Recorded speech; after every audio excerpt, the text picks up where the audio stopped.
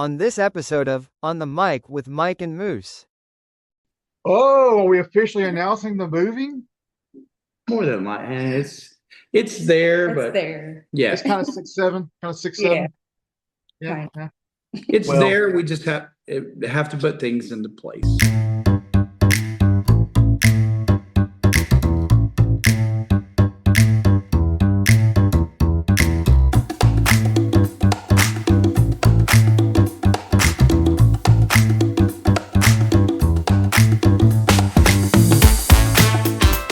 what's up, everybody? This is your boy Moose coming to you live from just outside of Birmingham, Alabama.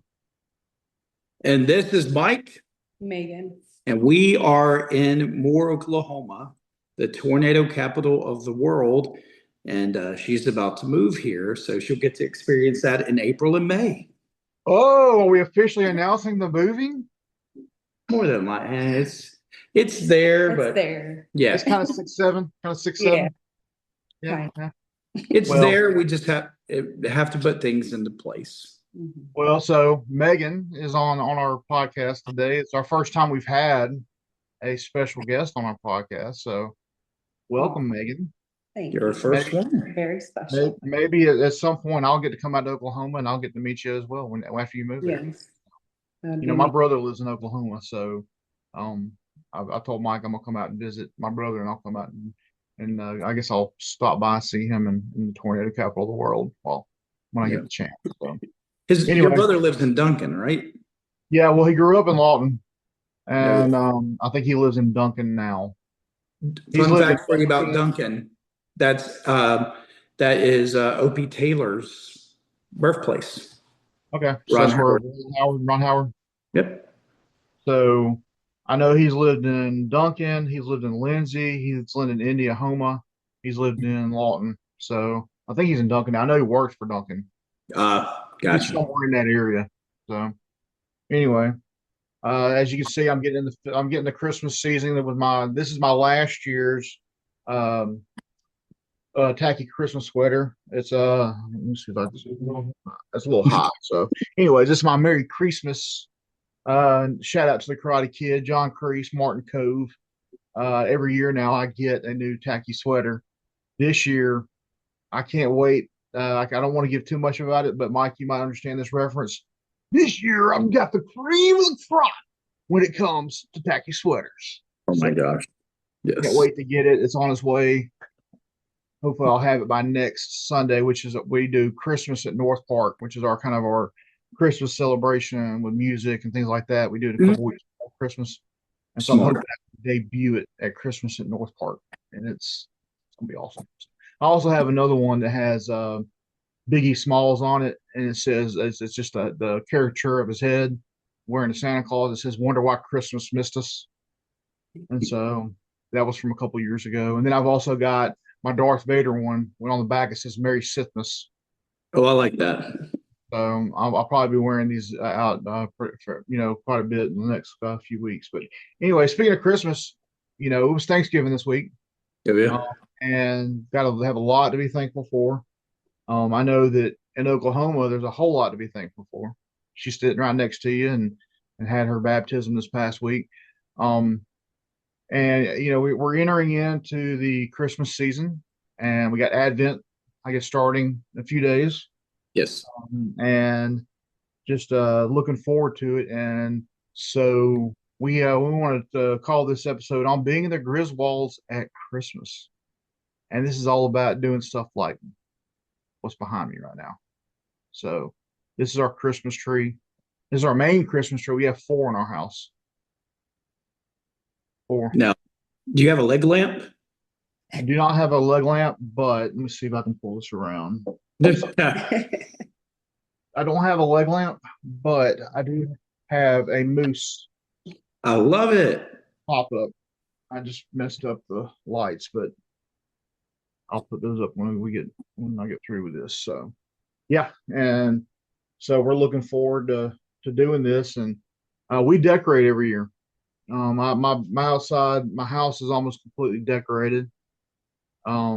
We do it earlier than most people because we only get Hayden a certain amount of time for the holidays. Yeah. So we try to maximize the time we do this. And um, the reason I decorate is because I didn't get to decorate as a kid. Oh. Now we had a Christmas tree, but my birthday's in a few weeks, and it's a little less than 2 weeks from Christmas. And there were times where at my birthday we didn't have a Christmas tree up. And Wow. so when I got to being about 17 years old, my mom started letting me decorate the house. And I've been doing that kind of stuff ever since. Even when I lived on my own, when I was a bachelor living nowhere and nobody was going to get to see my Christmas tree, I had a Christmas tree. Yeah. It's just something that I enjoy doing. And it's not necessarily just I'm not trying to be the Griswolds. I'm not trying to be Clark Griswold and have, knock out the power grid. But I'm doing it just because I enjoy doing it, and it just gets me in the mood for the season. So don't think that I'm a Scrooge, please. Jody and I are not decorating at all this year. We are the church, my office, but not the house. Here's the reason why. We're going to be leaving December 20th. We won't be back till like the 28th. We'll be in Pensacola. And so They made a movie about that. they did. It's called Christmas with the Cranks. I've seen, yes, I remember seeing that way back. Yeah, yeah. But no, we didn't decorate. We normally do, but with our son being out, okay, let me retract that. We're putting a Charlie Brown Christmas tree up. Oh. We're going to do that. And we've got a couple little nativity things that we're doing, but we're not going to be here to enjoy it. Now, we are going to go down. We're taking some Christmas decorations to Jody's mom's and brothers. So we, out of a 5-year time frame, we're usually down in Pensacola 2 to 3 times, depending. Now, when Christmas Eve and Christmas Day falls on a Sunday, we're here because we try to make a big to-do about that. But if it's just a normal time, we'll go down to Pensacola. So, yeah. What about you, Meg? Are you a decorator? Yeah, I'm a decorator. I did a lot of decorating with my mom when I was growing up. We used to do the little paper snowflakes and the fake snow on the windows, and yeah, she definitely went out for us. That's awesome. Yeah. That's awesome. Yeah. You didn't have a leg. I didn't have a leg. A leg. I love it. Hey, it's fragile. Oh, fragile, yeah. You need to say that. You need to remember that when you go. Fragile. And they'll just laugh. They're like, "Oh, that American." Io sono di America. No, we're I've always got this question for you. Megan, do you speak any Spanish? No. No. I didn't know if you did or not. Even though you're half Mexican. So, yep. I'm probably one of 3 people in my entire family that don't know Spanish. You know hola. I do. I know a few words. Okay, I know a few words. I know a few words too. Hey, she knows Feliz Navidad. Exactly. Yes. What is it? Poquito. Poquito. Yeah, poquito. In Italiano, piccolo. Piccolo. I learned not the good good word. But that was before I was a pastor, everybody. Hey, I like your rooted sweatshirt you're wearing today. Oh, I know. Where can they get that at, Moose? Yeah. It'll be in the comments. It'll be in the description of this today. There we go. Be a t-shirt. There's a t-shirt option and a hoodie option. So I need to get that. So we love so right now, I actually did my decorations outside a little different. I'll put a picture on here. We actually separated our blow. We have 1, 2, 3, 4, 5, 6, 7, 8, 9, 10, 11. We have 12 blow-ups in our front yard. Okay. I have a barnyard animal blow-up section. I have a kind of like a snowbird type cold weather section. I've got my TV and movie character section, and then I've got my Santa Claus section. So my Santa Claus section is Santa Claus pulling reindeer, the Grinch. Oh, by the way, I haven't put this up yet either. This is it hangs off my side of my house.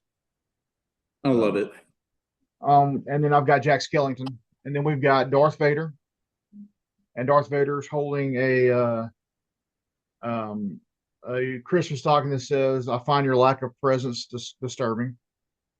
We've got Bluey. Actually, I got a 13 because there's another one I think I missed because Grogu's over there too, the child from The Mandalorian. Then we've got a goat. We've got now this year we got a Stegosaurus. That's our new one this year.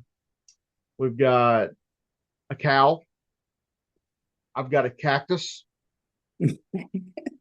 I've got You don't play Moose. a No. flamingo. We got a flamingo. We got a bear and a snowman. And we try to add something every year, but usually we're just adding because we're subtracting because something has been going on for 10 years and it finally died. So, anyways, when it comes to stuff like that, it's fun to decorate. It's fun to have a tree like what's behind me. It's fun to do everything. But for me, this is kind of the catalyst to get me over the hump to getting into the Christmas spirit. Gotcha. And I feel like all too often, Christmas has become so commercialized that a lot of times we forget what's going on and what we should be thinking about Yeah. during Advent and during this time of the year. Linus really made it simple. Mhm. Yeah, So- when that whole cartoon, the Charlie Brown's Christmas, was about that. Charles Schultz was trying to bring that to the forefront up, and he did a great job with that. So Yeah, and actually, we're going to be in a Christmas parade next Saturday, and the theme is Charlie Brown Christmas. mhm. And so I got a couple banners made. They're going on the side of my truck, my work truck, and I actually bought the Charlie Brown Christmas tree. We're going to put it on the cabin, on top of the cabin. I love And it. I've got some other Charlie Brown stuff we're going to do, and we're going to be playing the music. Looking forward to it. But yeah, that to me that's a great example of really what we should be doing. I think the quote is, "It's not about the presents under the tree; it's who's gathered around it." The tree. Well, come on. So, and the reason I talk about this, it's Thanksgiving this week. One of my traditions that I do when I was 8 years old, my aunt had terminal brain cancer, and she was bedridden. And it was Thanksgiving 1990, and she wanted to watch the Macy's Thanksgiving Day Parade, and so she got me in there and made sure that I sat down and watched it with her. And very rarely did I get to spend holidays with my dad growing up, but this is one of the ones I do remember. And I remember sitting there with just me and her. And about 2, 3 weeks later, she succumbed to the terminal brain cancer. I have some good memories with her, but I'm 8 years old, so I don't have a lot of memories with her. But that's one of the most positive ones. My dad and my grandmother lived in the Wiregrass area of Alabama, which is a 3.5 hour drive from where I currently live. But she lived in Birmingham. She was a teacher in Birmingham, so a lot of times when she would go see my grandmother or my dad, she'd come by, pick me up, and we take her over there. So I have a lot of good memories with her. But that memory to me stands out. And so for the last 31 years, I have sat down and made it a point to watch the Macy's Thanksgiving Day Parade because it meant so much to her, and now it means so much to me. With that said, I don't know if you watched the parade yesterday, but it is not what it used to be. No. And there's a lot of good stuff on there. But I think with the advent of social media and just the secularization of the United States and everything, it has become what it probably shouldn't be. Yeah. And it's disheartening because you see it and you just want to sit there and you almost want to cry about it. And we talked about this off air. One of the things that I saw yesterday was Publix had a commercial about a little girl, and she's writing a letter to Santa Claus. And I can understand the sentiment. My my nephew, when we talked about my sister a couple of episodes ago, he was born on Christmas Day. He has a birthday on Christmas Day, and my birthday's less than 2 weeks from Christmas. So I can understand the sentiment. It's like, as a kid, I want to be, hey, it's my birthday. All my friends are getting birthday parties and they're getting this and that. Well, this little girl's writing a letter to Santa, and she says, I just want a birthday party. And I'm like, oh, that's pretty cool. And then she goes into this whole deal. But Christmas is all about you, and it shows like an old picture of Santa, and it says, and you, and it shows a picture of three guys like they've been bar crawling all night, dressed as Santa Claus, and it says, and it's about you, and it's this huge one of those huge 25 or 50-foot blow ups of Santa Claus, and she's taking a rod or a knife and she's stabbing it to deflate it. Oh, wow. And then Santa Claus kind of takes a step back and goes, okay, well, we're gonna make it about you for Christmas. And I'm sitting there thinking, Publix dropped the ball. Oh, yeah. I wouldn't expect them to be overly religious, but like it's like they're hitting a certain nerve. The Get away customer, from the fact right, that thing. Jesus Christ should be the center of Christmas Day. But that Yeah. just goes to show you the culture in America is backwards. Well, we're a secular culture now. We're no longer a theistic country as well at all anymore. Whether it is the true God or any other God, we're more secular than anything else. So, but fun fact for you, Moose, and I'll get the video to you if you want it. I actually sang and danced in the Macy's Thanksgiving Day Parade. Oh, awesome. Yeah, my sister was in it too. It was the coldest day I've ever experienced in my life. What year was that? That would be 1996. Okay, so my best friend was in it in 97. Yeah. And then my sister was in it in 03. Yeah. So we got booed because we were singing and dancing, but we had this big like Jack in the Box in the middle, and that's where the music was being played out. We were lip singing, because you couldn't hear. There was no microphones, and people were like, "Boo, boo, Milli Vanilli." I'm like, "We're not Milli Vanilli." Everybody's Milli Vanilli now, right? I know it was cold, and I remember, because if you've never been to New York, the wind that goes through those alleyways, and it was already cold, and I was like, I'm tired, Grandpa, and that whole thing.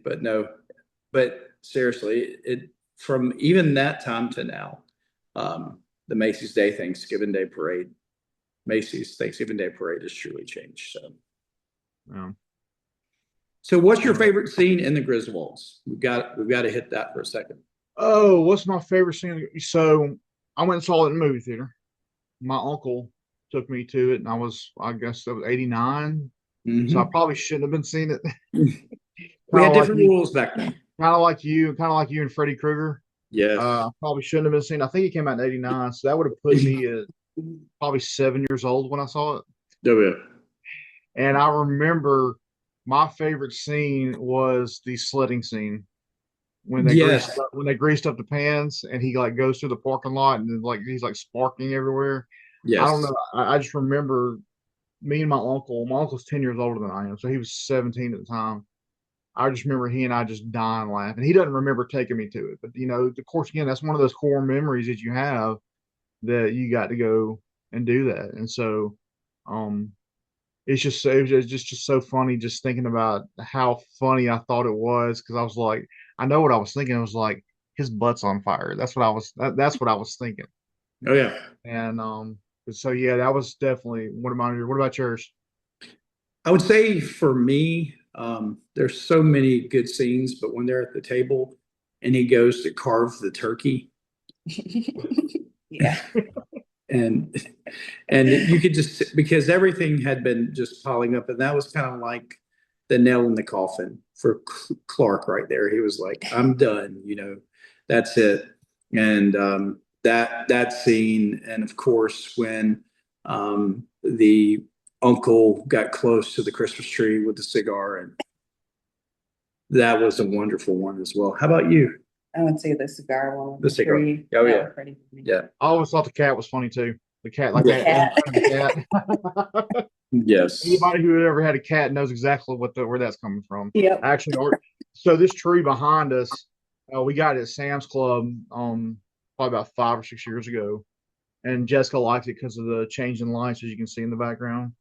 And we've got a branch on the bottom that everything else is like this, and that one branch is doing this Because the cat. because of the cat. The cat laid on it and broke it. So, Yep. but I think kind of where I wanted to go though, talking about this was, we're entering Advent. We're entering, there's two major holidays for if you're a Christian. Yeah. And probably for me, the second most important one is Christmas. And that's just signifying the birth of Jesus Christ, whereas the first one is Easter, being the God becoming the Savior for everyone.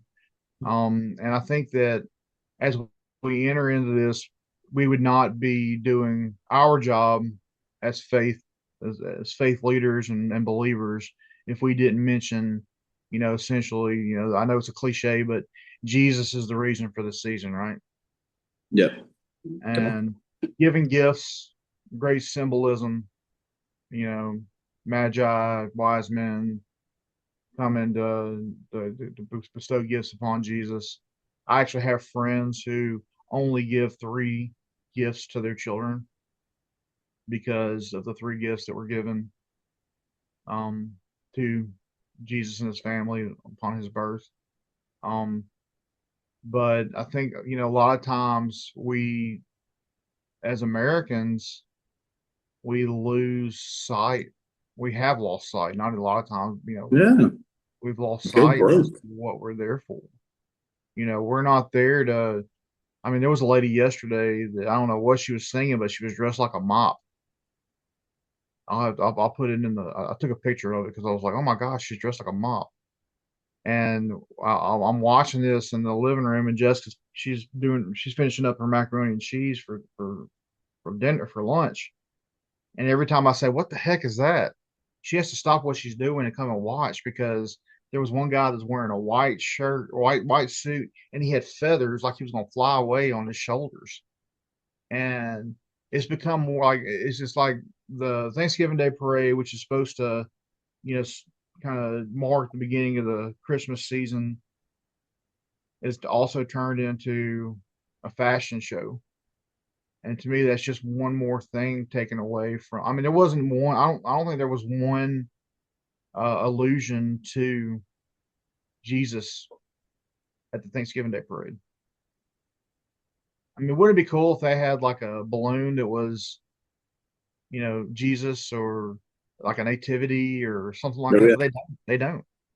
They It's used all to about, back in the day, but not now. there was a balloon that was in, and I know it's not like literal like demons with, in a Christian sense, but apparently there's a cartoon on Netflix called K-pop Demon Hunters, Yeah. and they had literal demons flying in the parade yesterday. Yeah. And so it's just, you just kind of sit there and you do exactly what Meg just did. You just shake your head.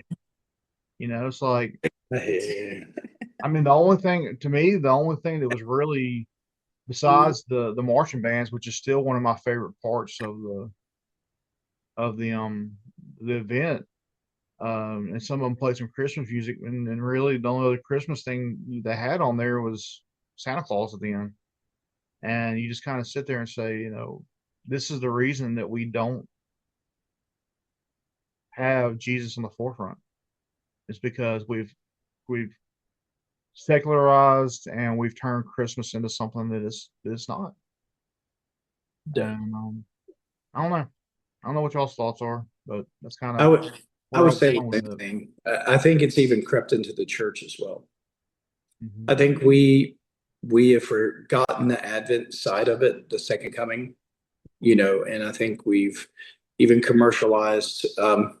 Okay, there is a church in DFW, which I shall not say the name because you know who they are, Moose. I mean, I think it gets a little ridiculous when you've got drummers stringed up, and They're you're doing the flying. Tommy Lee. They're doing the Tommy Lee stuff up there in the. Yeah. I believe that we've went a little too far. That church, you probably do know, because me and you are a lot alike. You probably do know how much they spend on their Christmas productions.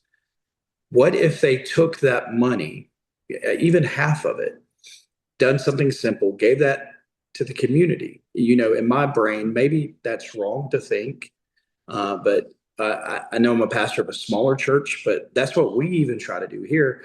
We try to simplify things, even though we do a production. We try to do it to where we can give back during this time. And that's not demonizing that church. Please hear me when I say that. But I believe our priorities are out of whack, because here's what's happened. We have made the Christmas service, like, even though it sounds evangelistic, we've made it into, this is how we're going to grow our church for next year. Mm-hmm. And I worry about that, because we're doing everything that day many times, except for some good churches. I know your church does right. We don't have a big production. We're just singing. You share the gospel. You love people. We're singing. We do Eucharist. We do communion. Singing. That's no. I did that on purpose. Singing. That's what they. That's what. I love it. What they used to say. My grandmother's part of the state is we were going to a singing. I love it. They sing, and then we won't do it then, like usually, like on the 7th when we're doing our stuff. It'll be like half of the service will be, more than half the service will be singing. It'll be different songs. Then we have a Christmas Eve service. We do it on the 23rd and 24th. We do one on the 23rd, one on the 24th, and it is a 45-minute service that comes from the book of Luke. For those of you that don't know, and there's a lot of people that don't realize this, the Christmas story is in Luke. Okay. If you ever have any questions about where Christmas is in the Bible, it's in the book of Luke, the very beginning of Luke. There's a lot. Luke has a lot. Well, it's chapter 2, but there's a lot more leading up. There's a lot more. Yeah.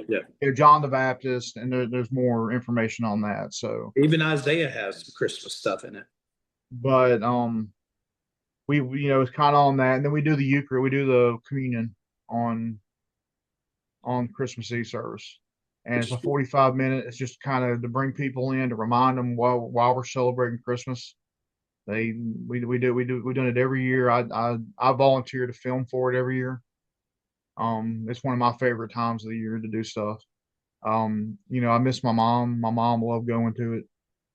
When we have Hayden goes to it. It's usually me and Jessica, and we just have a good time with it. But I think that there's a song, and Megan, I'm not expecting you to know the song, but it's called Lukenbach, Texas.